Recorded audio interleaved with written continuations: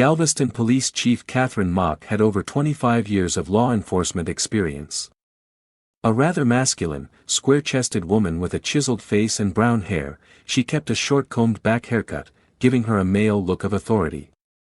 She always wore a visible sidearm as a warning to anyone foolish enough to question the extent of her authority.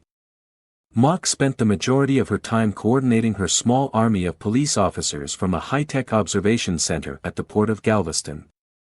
Here she oversaw a staff of technicians who watched visual monitors, computer readouts, and a telephone switchboard that kept her in contact with the many security personnel she commanded. This evening had been unusually quiet, and Mock was pleased. She had been hoping to catch up on her list of items she needed before her week-long vacation at the Deer Lease.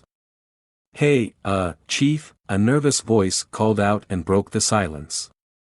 Mock groaned and kept her eyes on her list of items as she pressed the button. "Yeah, what is it?" "We've got some kind of disturbance at the GICC. I've got officers arriving now, but I think you'll want to have a look."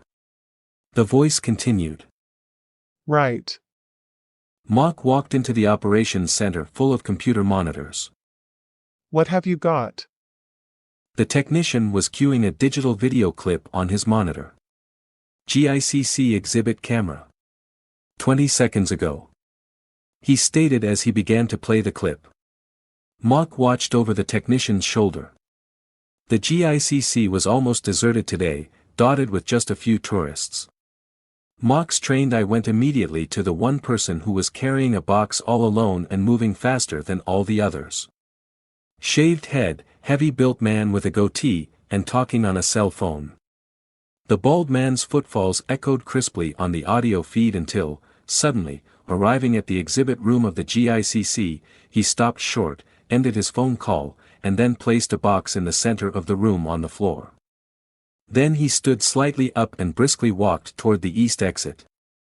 As the bald and husky man hurried off, disappearing through the opening, a little girl nearby curiously opened the box and after a long, motionless beat, she pointed and let out a deafening cry.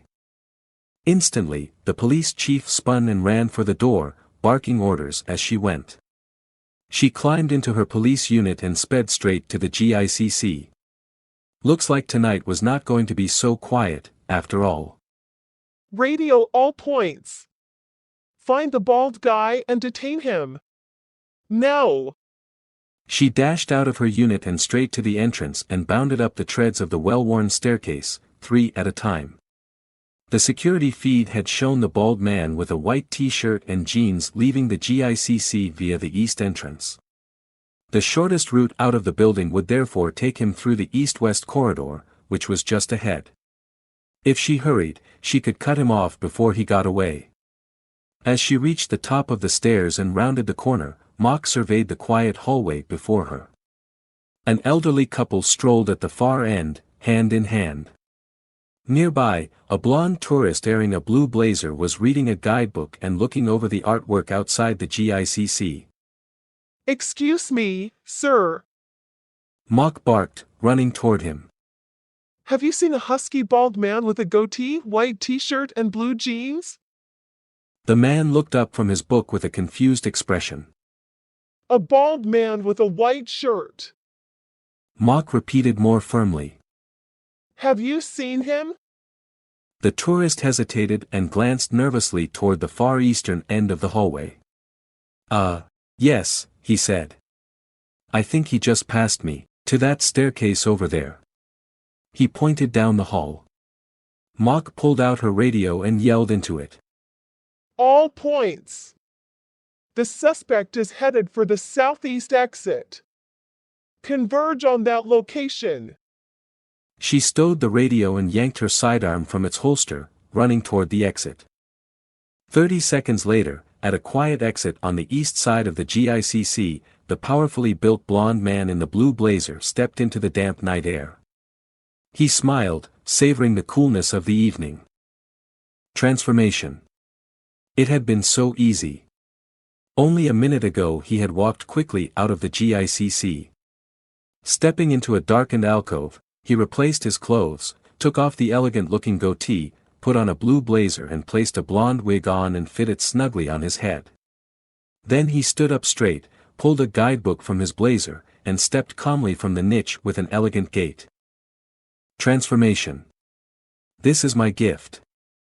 As Apophis' legs carried him toward his waiting limousine, he arched his back, standing to his full 6'3" height and throwing back his shoulders. He inhaled deeply, letting the air fill his lungs. If they only knew my power. He thought, gazing out at the city. Tonight, my transformation will be complete. Apophis had played his cards artfully within the GICC, and the ancient invitation had been delivered. If Brenda had not yet grasped her role here tonight, soon she would.